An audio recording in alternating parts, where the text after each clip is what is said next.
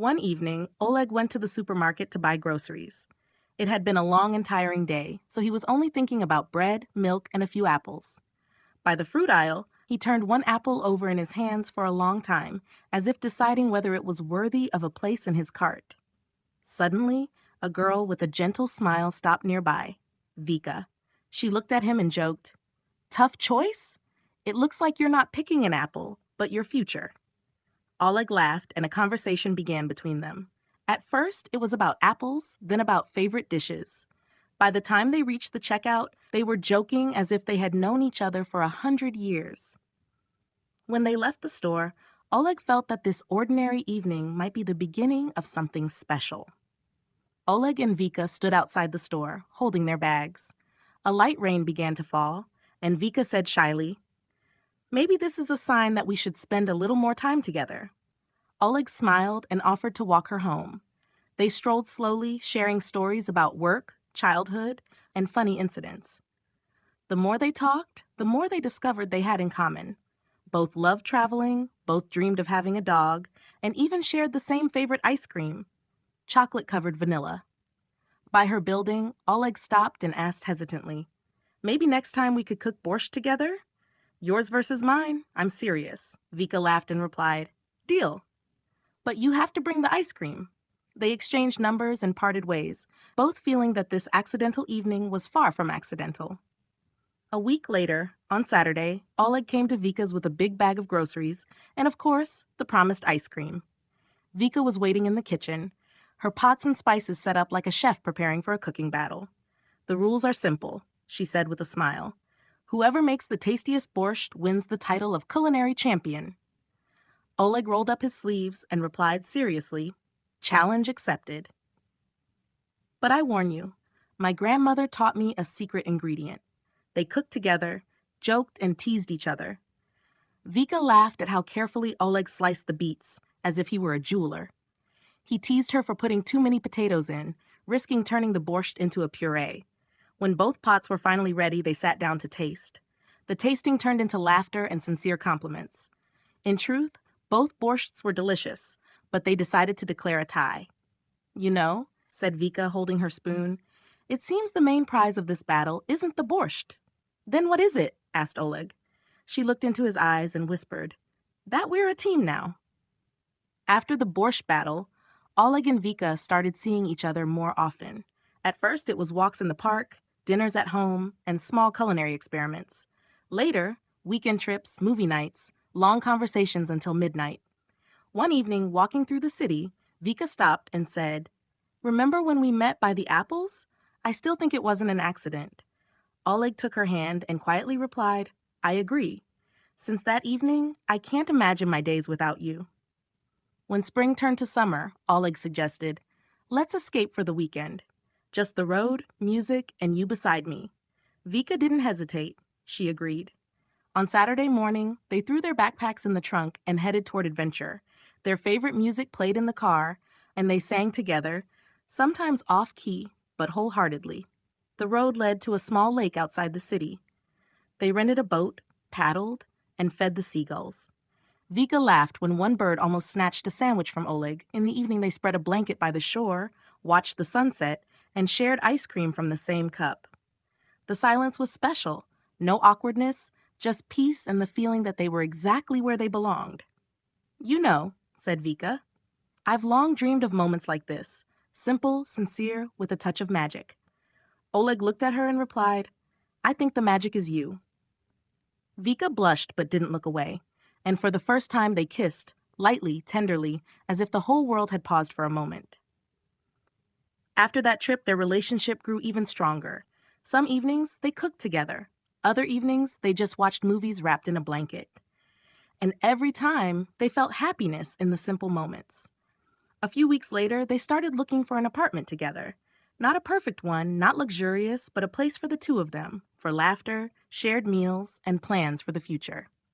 Oleg thought long about how to make the proposal special. He knew Vika loved genuine moments without pomp, so he chose a simple yet symbolic place, their lake. The sun was low on the horizon. They sat on a blanket, apples, ice cream, and tea in a thermos before them. Remember when you said magic is in simplicity? Oleg asked softly. Vika nodded and smiled. He pulled out a small box. For me, magic is you. You're my joy, my home, my best accidental encounter in the supermarket. Vika, will you marry me? Vika covered her face with her hands, tears of joy in her eyes. Yes, yes, of course. Oleg and Vika's wedding was exactly as they dreamed. Cozy, heartfelt, without unnecessary grandeur. Close friends, family, laughter, and of course, borscht according to grandmother's recipes, a symbol of how it all began. After the wedding, they settled in a small but bright apartment. On the windowsills, Vika grew flowers, and Oleg set up a little corner for his guitar and books. The fridge was full of apples and ice cream. One day, sitting on the balcony with cups of tea, they remembered their first meeting. Imagine if you hadn't chosen that apple? Vika laughed. Then I might still be walking through the store without the love of my life, Oleg replied and kissed her. Years passed. Their children grew up, some starting families of their own, and occasionally visited with their kids. The house was once again filled with laughter, bustle, and warmth, a return to youth. Oleg and Vika often sat on the veranda in the warm evening sun, holding hands and watching the garden where their first flowers once grew. They talked about the past, recalling little adventures and funny moments, their first meeting at the supermarket, borscht battles, first kisses at the lake. Remember how it all started with an apple? Vika smiled. Yes, and it was the best coincidence of my life, Oleg replied. Evenings were spent together, sometimes cooking, sometimes simply enjoying tea or coffee, listening to the birds and savoring the calm. They knew true love wasn't in drama or grand gestures, but in daily little moments, smiles, glances, and the warmth of hands always being there. Many years later, Oleg and Vika were gray-haired, but their love remained as vibrant as that first evening in the supermarket. They sat together on the veranda, holding hands, watching the sun fill the garden, while their children and grandchildren ran across the grass, laughing and playing. They often reminisced about their story. First meetings, laughter in the kitchen during borscht battles, trips, first kisses at the lake, the proposal, and their wedding. Every memory brought a smile and the warm feeling of having lived life together in true harmony. Oleg, I wouldn't change a thing.